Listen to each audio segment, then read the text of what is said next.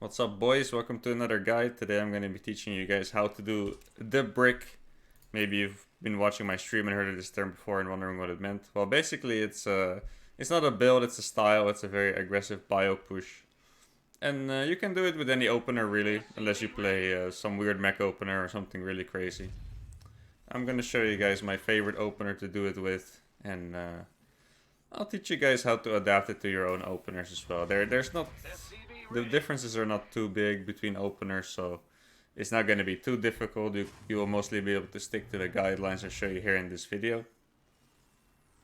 So the build I'm going to go with is 3cc Viking Liberator. In my opinion, a very potent build order. And yeah, I'm just going to walk you guys through the build. It's not going to be too shocking. I'll show you guys my standard SCV scout timing and things like that, so you can copy it as well if you'd like. It's just gonna be a Reaper expand, Reaper, Marine, SCV scout after the barracks. I think this is very important. I don't think you have to SCV scout. I just feel a lot safer playing against bull firsts and whatnot, you know, or even the extreme one-base roach Hollins.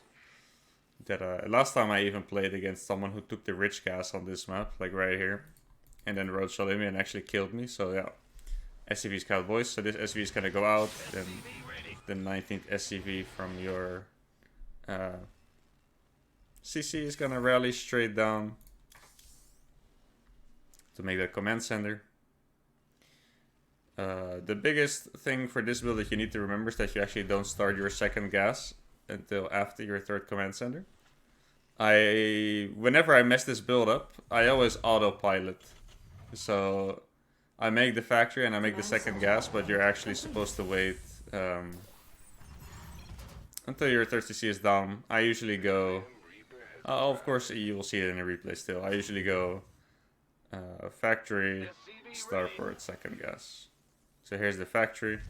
Now the way I use the SCV, this is just that I like it because of timing. It makes it easy. I only check for the natural timing, see it's a hatch first. And then I actually use this SCV to make the third command center. It arrives home just in time. If you stay around even for a bit, you should probably use an SCV from home because it doesn't arrive back in time. Maybe on some short maps. So here you go, I went for one Marine.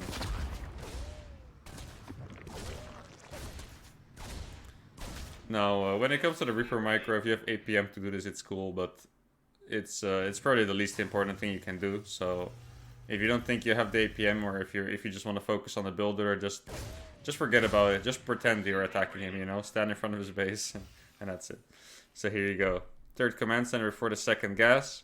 Then we're gonna pop down the starport. Then we're gonna make the second gas, and then we're gonna start making Hellions. That's how my standard 3cc build goes. Now basically what this build is about is a very low gas style.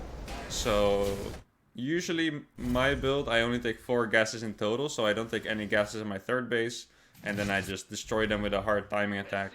There's also a version where you do take more gases.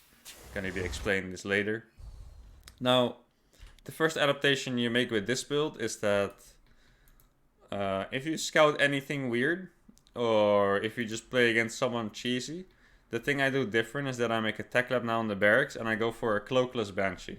I don't want to harass with the Banshee, I just want to have a Banshee to be able to defend roaches. So if I suspect anything at all, or if it's just meta in your MMR or whatever, just get that one cloakless Banshee, rally it through the middle, and then continue with the build for the rest, just a safer version. But when I don't suspect anything, or when you play macro players, I'm gonna do this version, which is Viking into Liberator. I think it has a lot of aggressive potential combined with Hellions. That's why I really like this build. So I'm gonna go for 8 Hellions here. If you go for the Cloakless Banshee version, I would recommend just 6 Hellions. Because the biggest power of the 8 Hellions, I feel, is that you have something to harass with. You pull the queens away and then you run the 8 Hellions in, right? So if you go for the Cloakless Banshee version, I would definitely recommend just making 6 Hellions. And I'm going for Viking Liberator here, so I'll be making 8. Now, another important thing is the Hellion movement. I may have explained this in my other TVZ guide as well, but if you go for an early third and you have delayed Hellions, you need to keep them at home for a bit just to be safe for links, because you don't have enough Hellions to move out at the start. So usually when I have 6 Hellions, I move out with 3, etc. So here the Viking is gonna be killing the Overlord, and then we get into that Liberator. Command center upgrade. Get that stim going. Now my 15-6 Hellions finish. Usually I split them 3 and 3, 3 at home, 3 move out, just so you one-shot the links, right? But this game I actually moved out with 4, so I guess I was feeling pretty confident here. So yeah, the Vikings just goes to clear out some Overlords. This really doesn't have to take any APM. As you can see, mine is just shift click out around the map completely. You don't want to be spending too much time on that. So your 8 Hellions finish. Actually, this game I was supply blocked for one of my Hellions, so I only made 7. But your 8 Hellion finish, and then you switch these over. You get the starport on a reactor for the barracks, 2 barracks added, and the factory goes to make a tech lab. Then it's time for the double eBay in the wall. This is also important to note. Very typically, Terrans will go for 2 gases after the eBays, but I like to just make 1 gas, so I can get my 4th and 5th barracks earlier. This is something I saw Maru do, and ever since I've been doing it like that as well. So here we go. The Liberator's gonna harass a 3rd, and then ideally 8 Hellions and a Reaper. This game I have 7 Hellions and a Reaper. Feels bad, man. But the Lib is here to distract Queens, and then you're gonna go and get some good trades with the Hellions. Why I really like 8 Hellions is because your Zergs usually only have enough links for 6. Which doesn't mean they're gonna die to 8 Hellions, but it means you're gonna get some really good trades even if you have to go in on creep. So his spore was actually perfectly timed. I think he read the build very well. And his queen seemed to be in position. But of course he's gonna have to pull some queens for the Lib. And the Hellions can go in. So here, after you start the 5th and 4th barracks, you're gonna go for that gas. And here you go, the Hellions are gonna go in for some trades. Terrible Liberator micro.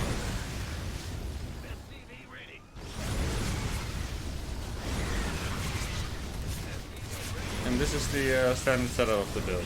So one thing that's a bit different with this build, because you really want to push, I would always recommend taking the aggressive 3rd. Another map where this is things, for example, Nightshade. Normally you would take the 3rd that's next to your main, but if you want to do this aggressive push, it's really good to take the forward one on this map. This was kind of experimental on this map. Like normally you'll take the safe vertical one, but with this build I really like to take the forward 3rd base.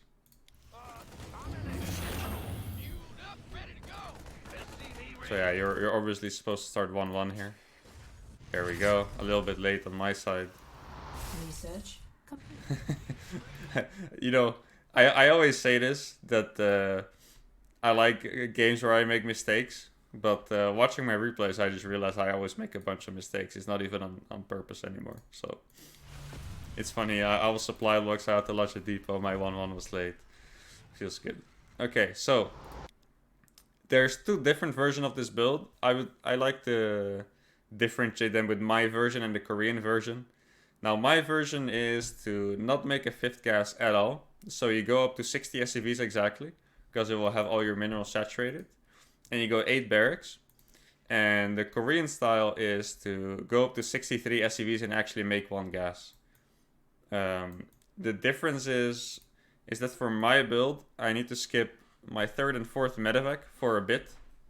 Or my 5th and 6th, I'm not sure. I need to skip 2 medevacs for a bit anyway, to be able to afford my 2-2.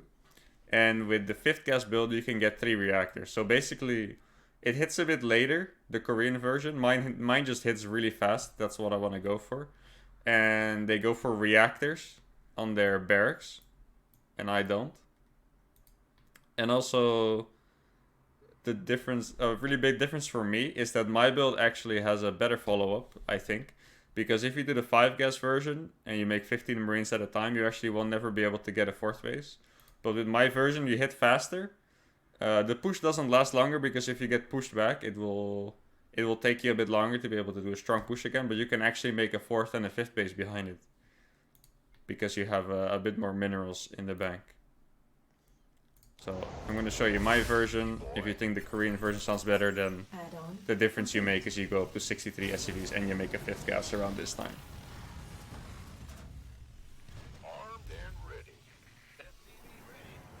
Now, if you do this is the difference between 2 base and I know it's a lot of analysis at once. Sorry about that. The difference between a 3 base opener, like a quick 3cc, and a 2 base opener is that a quick 3cc just has too much supply, so you actually need to push with a 3cc. Like, if you get your first 2 medevacs, it's really good to actually attack, or at least drop a lot, trade some units. Even trading the Hellions for links is okay, because you're gonna be maxed way before you get 2-2. Like, this build just maxes insanely fast, and the end point of the build is actually to hit a strong timing with 2-2, maxed out Marine tank. So if you do the 3cc version, you actually have to push and be aggressive. And that's also my style, so that's why I like this build.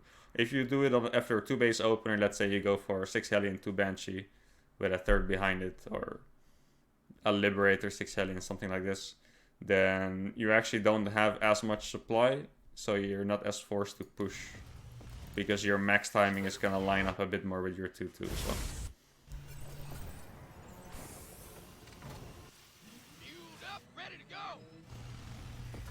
I'm repairing all my Hellions, then it's almost the time already to add my extra 3 barracks. You have to add them relatively fast.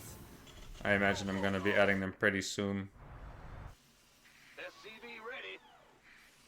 I feel like... Oh, no, never mind. Actually, I thought my medevacs were late, but it's only 7 minutes again, so it's not that bad. So here we go, 3 barracks at roughly 7 minutes. I feel like they probably could have been a bit faster. I don't think I macroed perfectly this game. Then another thing to pay attention to is it's better to push against everything that's not Ling Bane. So if you think it's just Ling Bane, you may want to keep your tanks at home while you harass with medevacs. Because Ling Bane usually has enough units to defend the frontal push and send some run-bys in, some harassment. So if you play against just Ling Bane, or you're not sure what it is, it's probably better to just keep your tanks at home. Especially if you're seen. Sometimes I try to push out and then there's gonna be like a Zergling over here or something like this. Then I usually decide to keep my tanks at home, because Zerg can do, you know, their units are very fast, they have a good amount of creep, and they can do like a reactive run by as well. So try to pay attention to those things. As you can see though, for this timing, 7 minute 30, my army is actually pretty big. 140 supply with 1 on combat shields lined up. So if you do hit that timing, it's gonna hit very hard. But you might end up in a situation where your 3rd is gonna die to some links and you're gonna have to do extra damage. So I think it's good to do this push on some maps. This time I wasn't feeling it apparently. Maybe because he was already setting up run-bys that I scouted with my Hellions. Felt like he had a good amount of map control and stuff, so...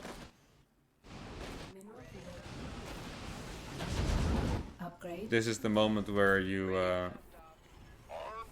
as you can see, I always do it automatically, but you actually need to skip this medevac so you can start the 2-2 with this version. So it's actually, yeah, it's like, I should have cancelled the 5th as well, so as the 5th and 6th medevac you need to skip for this timing. The 2-2 timing, that is. So now, as you can see, my 2-2 just started already at 165 supply, so you really do need to push out. No run-by happened. Now this is the scary thing. He actually saw me move out, and that's where you kind of start expecting a run-by. So probably gonna siege a tank at home if I manage to pay attention. Gonna do a distraction drop here. I would not recommend doing this drop, by the way. It's way safer to do just 1 medevac and push at the front. But sometimes I try out something new, I guess.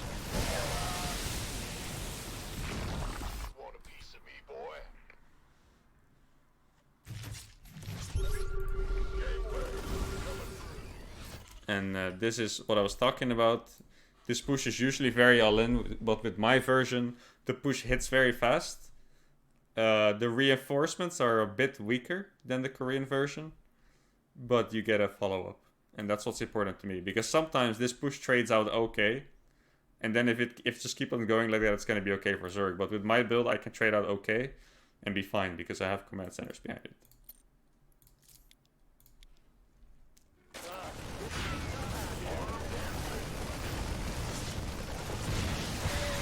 Of course, you should always try to find those sneaky positions. Like, my tanks are still pretty far back, but once you see like a location like this, you also have a place like that on Nightshade and some other maps, I'm sure. That's the ultimate place you want to be in.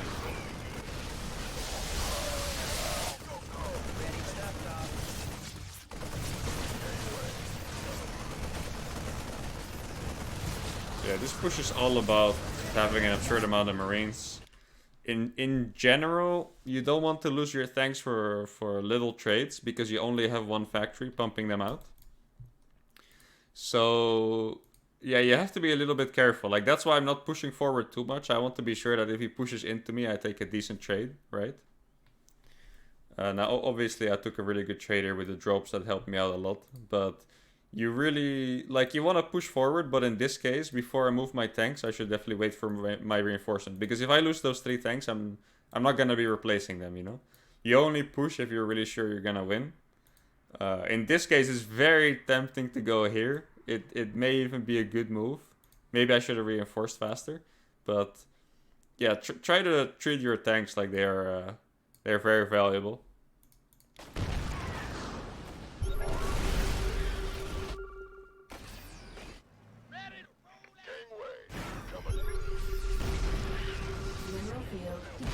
Of course, I couldn't resist going in that spot. All his links are over there. I think that I'm being a little bit greedy here. My reinforcement's so far away, but let's see. Now, one thing I really want to teach you guys about engagements is... I don't think it's going to happen in this game, but there's a lot of fights where there's just like a million Baelings. And I want to teach you guys how to position them well, because in a lot of casts I watch, a lot of streams I watch, the people still have a very outdated opinion on how to set up for a fight. They're like, you need to protect the tanks at all costs or whatever. But that's actually not the case for huge fights. If you have a fight where Zerg comes in with mass, Lingbane, Muda, Hydra, whatever, the thing that actually matters the most is the Marine count. Because if the Baelings are gone, and you have enough Marines over, you can just snowball. So the way you set up a big fight, imagine you're set up here, and he's gonna come in from both angles. Then you actually want an enormous concave behind the tanks. So like, wherever you expect to flank, you have to concave around it. If you're sitting here, imagine all my Marines are here, and he's gonna come from every angle. You're gonna want Marines all the way here, here, here, and you don't want to have them in front of your tanks. Splitting is actually not what you want to do in a fight. If you're splitting, it looks great, but your Marines are not shooting. You want to be already split. If there's a flank here, and you're gonna have to split your Marines to counter it, you won't be able to look anywhere. So ideally, these Marines, imagine they're already here. They would all be spread around this side, so if he comes from this flank, they'll already be concaved. It's not about protecting the tank at all costs. You don't stand in front of your tanks, just with a few Marines maybe. This is already a bit too much. Obviously, he didn't have a lot of Baelings here, that's why I'm here. But if there's a big fight, concave all the way in the back with your Marines, and don't worry about having this one tank in the front or whatever. It's really not about... I actually saw this a lot in my own games in cast now. It's been a while, to be honest, but I've seen a lot of games where I would win and I would watch the VOD, and the caster would tell me that I'm leaving my tanks alone, you know, what is he doing? And the Twitch chat going ham. And then I actually have like the perfect engagement with an entire flank behind this, concaving around this entire army. I wish I could show it to you guys in this one.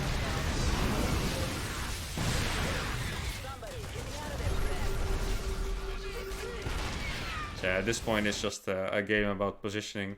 As you can see, his income is still in his favor with his base. Actually has a lot of hatcheries, but my fort is about to finish. So the moment that finishes, that's gonna equalize again, and then you know, I'm just gonna win the game with the army advantage. With the army I have, it looks like I might win just here already. Obviously, this is a pretty long path to go along.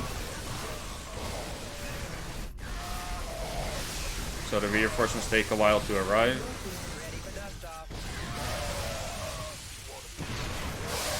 Ooh. Great micro at me. Actually, I don't know how many Marines did I even lose there.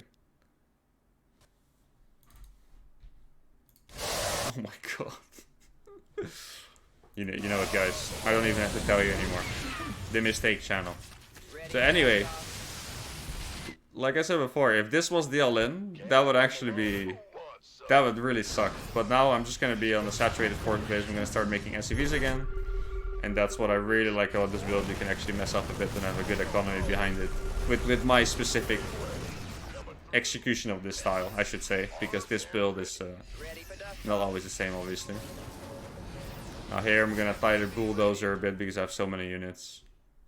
Then, usually it doesn't change much from here. I feel like if the push is really dead, just to prepare you guys for a late game, if the push is really dead, you should probably still switch to mines if it's not Hydras, because the one tank at a time is not going to do that much anymore. If you're really going to go back, it's time to make a second factory, lift this one to a reactor or start drilling close on this one, doesn't really matter.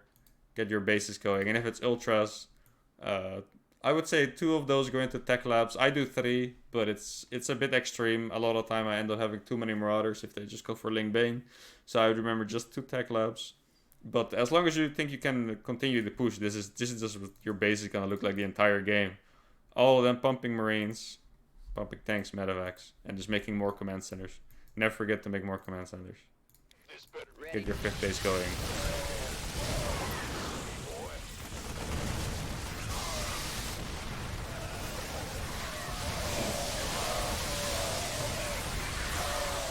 This is actually a decent example of what I was talking about. I still don't think it was perfect. Just to show you guys quickly. I didn't expect him to come from here. But normally you always want to have, like, you see this? My Marines are waiting here just for the flank. This unit positioning is a mistake here. They're too far forward. But if he comes in with the flank here, and this was back here, for example, all of this army would be crushed, and it's an easy victory for me. That's why you don't necessarily want to stand here to protect this tank or whatever. If you have the concave all around the... I keep pointing at my screen for some reason. If you have the concave all around back here, this units are positioned better. It's an absolute stomp for me and I win the game. That's how you want to take those fights. Now I try to correct myself by running these away. As you can see, they're not shooting. The splits were okay. But the Marines from the back that were concave kind of win the game for me. Right here.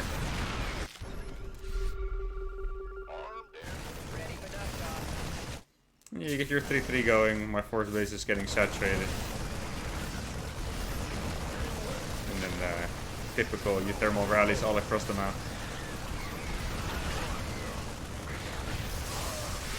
This is also what my push looks like in the...